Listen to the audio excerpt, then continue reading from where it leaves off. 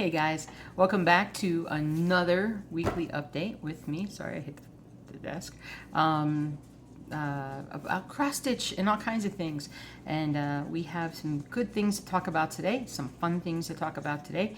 And I hope that it's entertaining for you. You can see my progress on two towers behind me as I have it on my the roller frame that I have. And I've really enjoyed stitching this. For those of you guys who don't know, this is actually one of my own designs from a standpoint of I converted this from a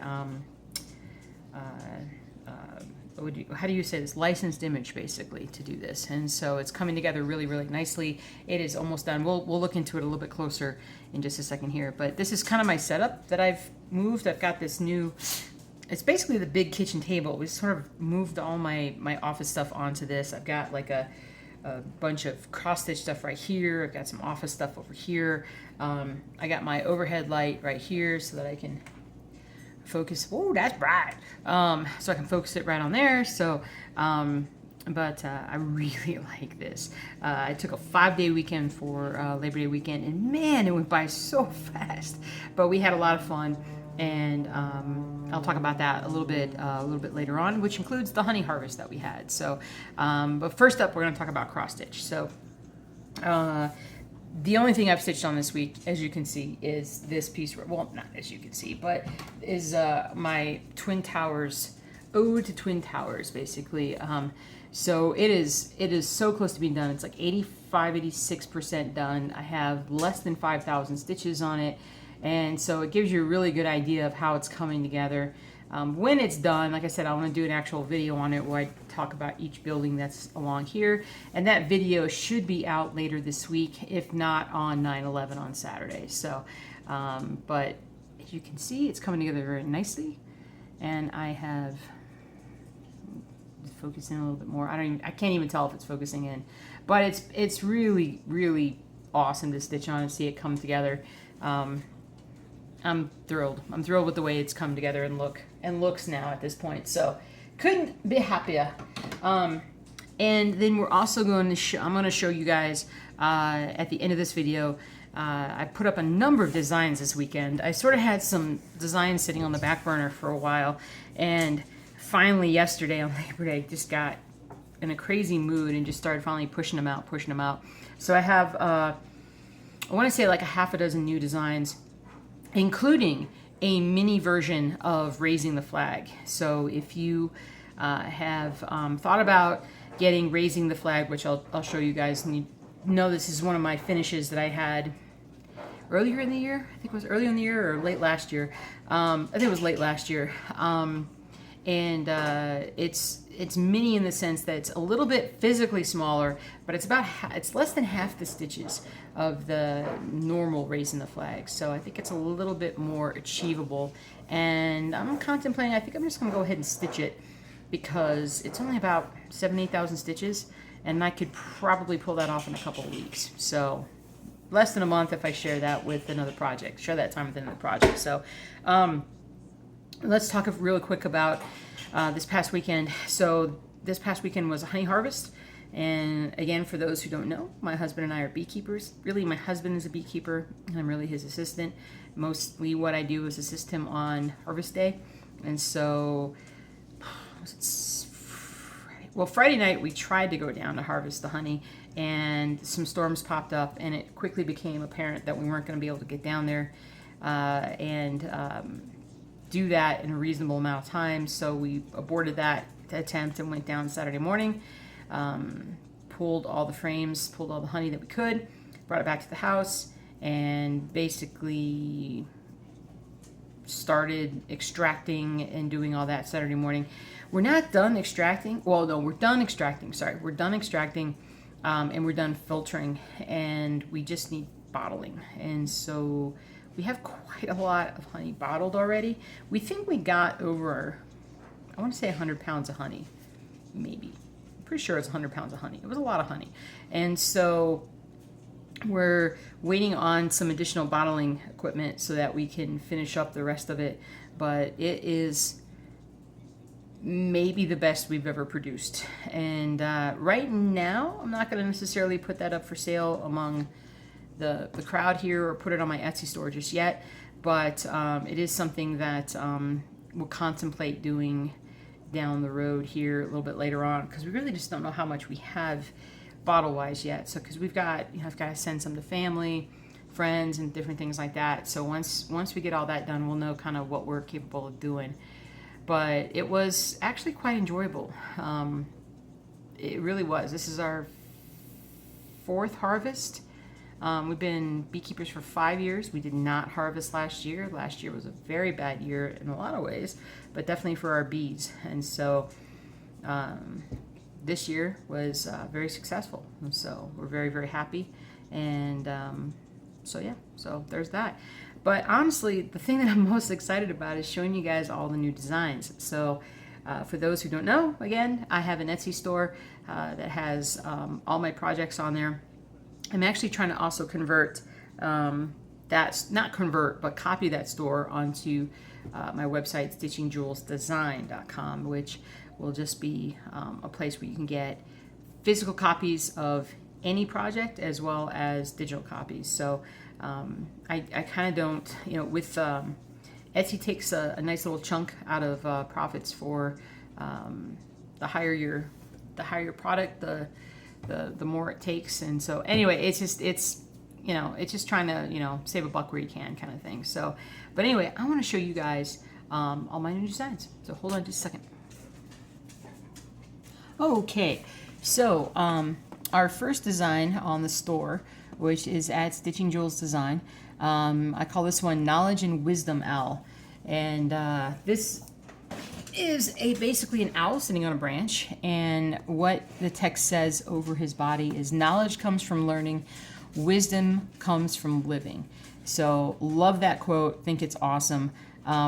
One of the new things that I'm doing now with these new designs, I'm going to go back and do with the old designs, is I am actually on here. Can I put this on here? I'm actually including, sorry guys, let me lower this a little bit, the stitch count and the, sorry guys, and the sizes. So like 14 count, 18 count, 25 count fabric. What is the design size for each one of these? I think that's just a helpful piece of info to have. Most of us like to think about, well, what size fabric am I going to need? Do I need to get new fabric, or can I use an old piece? But this stitch count is 170 by 220, and so it's not terribly large. It does use a lot of yellow. So if you are somebody who doesn't like stitching a lot of the same color, this might not work really well for you. But I lost a lot of the subtleties of like these orange sort of stripes in there. I lost a lot of that when I tried to shrink the project down to make it smaller so you weren't stitching so much yellow.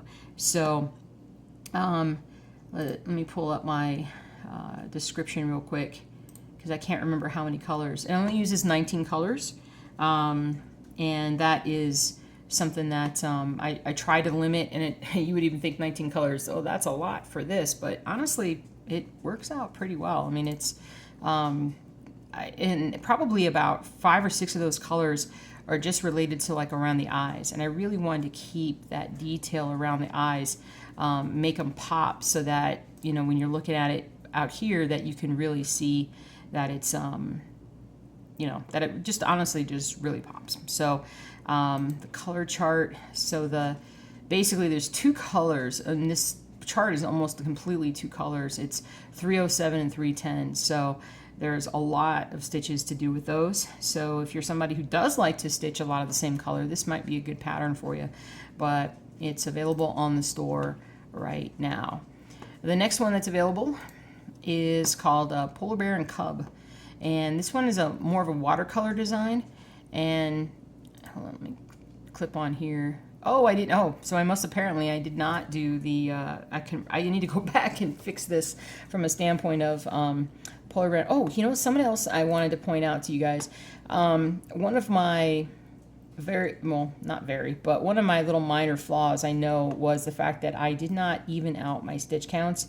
I left them at things like 171, to 224 and things like that. Well, I figured out how I can actually even them out. So I want to go back and kind of alter my designs just a little bit here and there, just to make the stitch counts a little bit more even. So so like this one's 170 by 220, and I converted it to be that, so that it was a little bit easier for people to stitch. I know that every little bit does help sometimes, so I actually need to go back and do this one. I think this might have been the first project that I released on Monday, and then I kind of changed my mind and did a bunch of other things, so I need to go back and fix this. But this count right now, as it stands, it's probably going to be about 240 by 190, or it might be 230 by 190. I'm not sure. We'll see whatever I manage to make this look. But it's a watercolor style print. I've got a lot of different wildlife and animals that have this sort of look to them. You can actually zip in a little bit and see how well the cub pops out here and how the stitching relates to that. Let me look here real quick. 41 colors is what's needed, and it's a nice splash of a lot of different colors. So like 775 is used a lot, 162. I mean, not a lot of 775, and then after that, it's not as much as you would think. That's what the pattern looks like. And if you ever do one of my patterns, you'll notice that I leave blank spaces on some of them, and blank spaces are left intentionally. And I do that so that I'm not having you stitch every, like some of my projects are full coverage and some are not. Full coverage would be you would stitch every single spot that you could. For these other ones, I'm leaving the fabric open, so that if you want to do a different color fabric or do like a color dyed fabric, color dyed, does that make sense? A hand dyed fabric, you can do that and really enhance the look of this project, or any project that you choose to do. But it's a little blurry because it's so big. But yeah, about 240 by 190-ish, and so would be the one for this one. So next up, this one's a little creepier. So we got Boy and Spider Meeting, or just Boy and Spider. Now this one is a little creepy. Let me pull this up here. Does that show everything? Good. So this one, it's almost like a dreamscape, like where if this little boy was like dreaming that he was walking along in a forest at night and he comes across this spider. Or you could even think of it as, Harry Potter when he met, gosh, what's the name of that big spider that he had? And that was in the Aragon or something like that. That was in the forest. But anyway, this is a long project. This is 320 by 180, and not a ton of colors. Let me look again at this 38 colors. So that's not a crazy number of colors in my opinion compared to what I normally stitch. Hold on, let me zip in here for you. So like if you look at it, like this is sort of how the boy pops out, like all the different stitching that's needed to make the boy sort of pop out.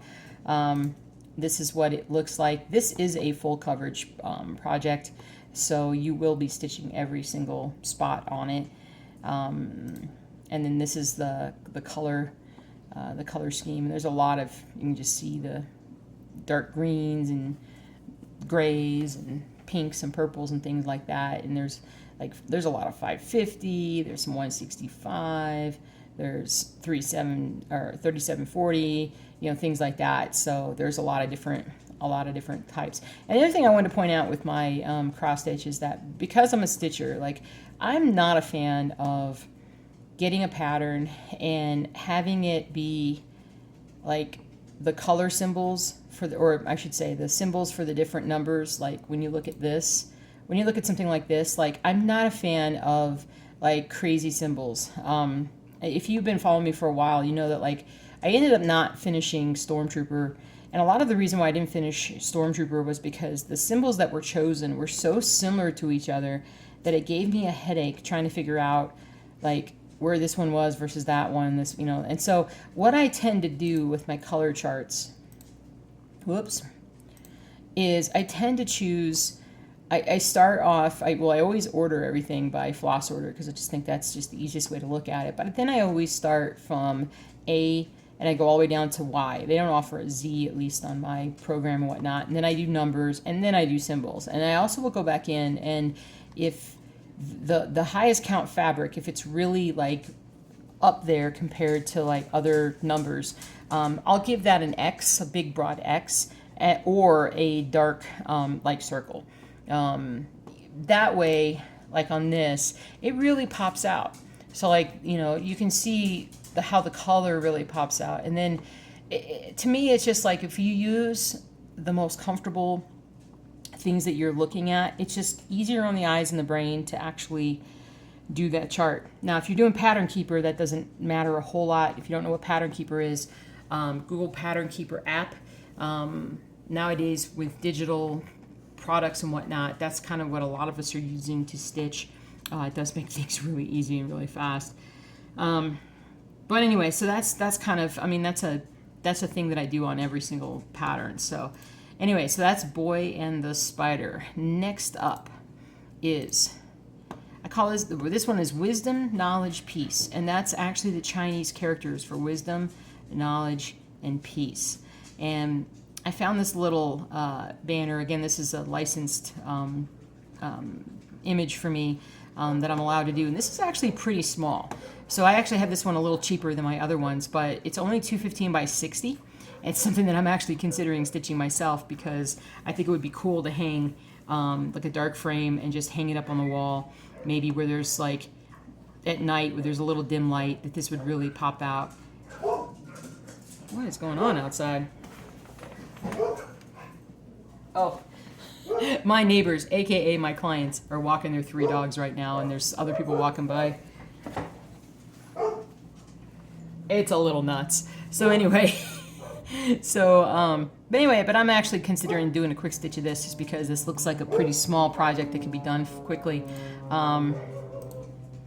Well, that's a little blurry because I tried to focus in too much. This is sort of what it looks like when you zoom in on the actual stitching. You can see how the different things pop out. I don't produce let's go to this. I don't produce a colorized version of my charts primarily because if I'm printing them out, like that's a lot to print, and that would just destroy my printer cartridges pretty quickly. So right now, that's not something that I want to do. But this is actually one that you can see really quickly. Like, if we go to the color chart and you find like 817 is the most popular. It's only 2,000 stitches on this piece, but it's the most popular one. Then you go to this picture of the pattern, and you can see how easily it pops up, so that you know, like if you take that color and you just want to stitch a bunch of it all at once, like how quickly that would be, because you can see that it just pops right out, and then you can fill in the rest. But this is the color chart for it. It uses a lot of yellows and some dark reds, a little bit of very dark black and black brown, but it's a pretty small piece. And hold on, 22 colors in total. So 215 by 60. So like if I wanted to stitch this on like the 25 count, which I've really gotten kind of used to in a sense, because I'm just doing the half stitches, and 9 inches by 3 inches would not take very long, at least, you know, for me. But anyway, so that's Wisdom, Knowledge, and Peace, and that's $6. So it's like 30% cheaper than most of my stuff. Next up, I have the Egyptian Chariot Rider, and this is really different for me. I don't think that I've done any Egyptian type art or any mythology or things like that, but again, I came across this thing that I could license, and I just really liked it. I liked it a lot. The detail was gorgeous, and it's a little bit different than a lot of the Egyptian cross-stitch stuff that you see out there nowadays. Here, let's zoom in. This is what it looks like when you zoom in, like on the horse's head, the headdress that he's wearing and whatnot. This is what, this is what the pattern looks like. But again, you can see how there's a ton of the dark circles and then the X's, and that's because if you go back here, sorry, you can see how that would mesh. Like you've got a lot of light colors that need to go in there, and sure enough, like 3823 is a majority of this pattern, and then that's 0. What's X? X is 746. So, but there's a lot of 3823 to stitch on this piece. And I tried to make it a little bit smaller, but you lose the detail when you try to like shrink it down. It doesn't look as good. At least it hasn't for me yet. But it's 300 by 210. And so it's not terribly large. Again, I'm trying to keep stitch counts lower. There may be a larger one coming up, but I'm trying to like get them a little bit smaller so they're a bit more manageable for people to stitch in what I would consider a reasonable amount of time, which would be like maybe like 3-4 months kind of a thing, if you were stitching something consistently, I hope. And so, but did I say how many colors this one was? 43 colors. This one has a bit more colors, and that's because of the headdress, because of all these different colors and whatnot. And this is really going to pop when it's... stop. My dog is licking my toes. And so this is going to really look pretty awesome when it's in there. So, so that is Egyptian Chariot Rider. Next up, this is the mini version of Raising the Flag that I was telling you guys about. So what I went in and did was, well, I did a lot of different things, but I adjusted it so that we could maintain pretty much the detail, pretty close to the original, but not have to stitch as much. It's literally less than half the stitches. Let me go to here.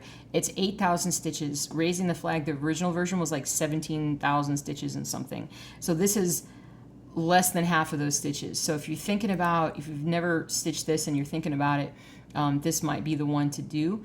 I also made it a perfect square, 200 by 200 stitch count, which it comes out a little bit uneven on 14 and 18 count. Like 18 count, it's just under 12 by 12 inches, so foot by a foot. On 25, it's 8 by 8. And, you know, you're not stitching that whole thing. So this is actually probably a pretty quick stitch for a lot of people.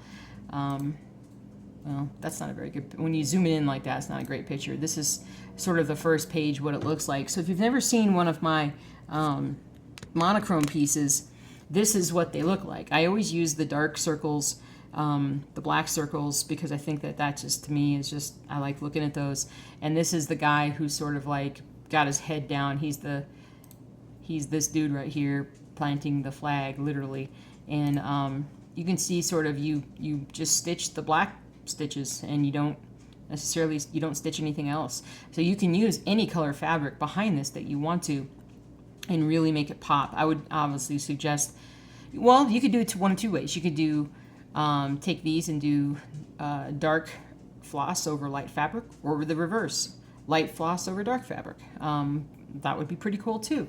So I don't know, I've never thought about either way, and so that's an interesting thought. But that's what that one looks like. All right, next up is we got a Halloween piece. Scary Halloween pumpkin. Pop in there. There we go. So this is another square piece, but it's 190 by 190. And this is another sort of watercolor design. On 25 count fabric, it comes out to a perfect 8 by 8. It's pretty close in size to the last one as well. But again, it's not a full coverage. Well, this is what it looks like zoomed in. So you can sort of see how the colors are messed up, but I did not messed up, but mixed up. But I did not, as you can kind of see, I left plenty of open areas. So anything that's outside the pumpkin that looks white is indeed the color of your fabric. So whatever that is, you know, what's going to show up. So if you wanted to do a green or a gray or just a white or whatever, you could totally do that. And this is our color chart. And let's see, did I fill any in? Doesn't look like I really filled any in as far as the X's and the O's. There wasn't really any colors that stood out a ton, so I just sort of left it with my normal numbering system, so to speak. How many colors in this one? 32 colors in this one. And but yeah, so I wanted to put out another Halloween one coming up, and this one's a little bit easier and smaller to do versus some of the other ones that I have. And then last up tonight is Snowy Train Ride, and I also got this one to be a great 200 by 200. So, but this one is full coverage, So you are stitching every bit of this pattern. But again, it comes back down to like a 25 count would be an 8x8. So I love that. I think that's awesome. Before I go too far, colors, 38 colors, which is about right. Tried to cut back a little bit on the colors if I could, but I wanted to maintain that kind of vintage look to it. It's probably, yeah, that's not going to look great zoomed in. This is what the pattern looks like, sort of how it comes together when you're looking at it via color, and I really like that. This is the color chart. So, like, there's a lot of winter white with this one. I could have left that one blank, but I thought this project basically served itself well as a full coverage piece, so I didn't want to take anything away from that. And then there's a lot of 819 as well, and then there's just a lot of grays and light colors of a lot of different things. And this is what page, I don't know, 2 or 3 looks like. I'm not sure, 100% sure which page it is. I think it's page, I don't know, whatever page it is. But anyways, that kind of shows you, again, sort of what the colors are as they come through, what they look like, and then just how the pattern looks. Like, I think it's important to, if you can read that, look at a pattern, like look at a page of it, just to make sure that it's something that you think you can do. And if you're not using Pattern Keeper and you're using a physical pattern, or just printed out, your own pattern, you bought a digital copy and printed out your own pattern, it's important to make sure that you look at it and go, yeah, I can stitch that because all that is comfortable for me to do and looks good. So, but I really like Snowy Train Ride. It's a nice winter piece coming up, and I'm really happy that I was able to convert it and make it into a 200 by 200 piece. So there's, I want to go back and redo a lot of those, and for some reason, if you guys purchased a piece for me and you would want one of these things redesigned to be like like you haven't started it yet. Now I'm sorry if you have started it and you're like, man, I would have liked to have had that. Don't convert over, because I don't exactly know how it changes every little stitch inside of the picture. So don't convert over. But if you haven't started it yet and I convert one of these over, just shoot me a message on Etsy and let me know that you, well, I can look back at your history and see that you've purchased something and then send you the updated version of it. And certainly that also goes for anything that I've done that maybe you start stitching it and you're like, this doesn't look right. And maybe I fixed something later on and didn't realize that it was a problem. And but I want you guys to make sure that you stitch what you see. And if you love it enough to stitch it, I want to make sure that it is right for you guys. So just reach out to me on Etsy if you have any issues with that. So with that being said, I think we're done. That ended up being a really long video, but I hope you guys enjoyed it. I do like to look at patterns. I know a lot of you guys also like to look at patterns, but there we go. I'm gonna have some more at some point because I'm just crazy and I love to throw. I really love pattern design. I can't help myself. I love doing this part. This is like, outside of stitching, this is my favorite thing to do, is just to put new patterns out, especially of things that I haven't seen anyplace else. So I hope y'all enjoy it, and I hope you're having a great time stitching. And hopefully fall will fall upon more of us here soon. It still was like 90 degrees today, which is ridiculous. And hopefully we'll get there. But anyway, you guys stay safe and happy stitching. I'll talk to you soon. Bye.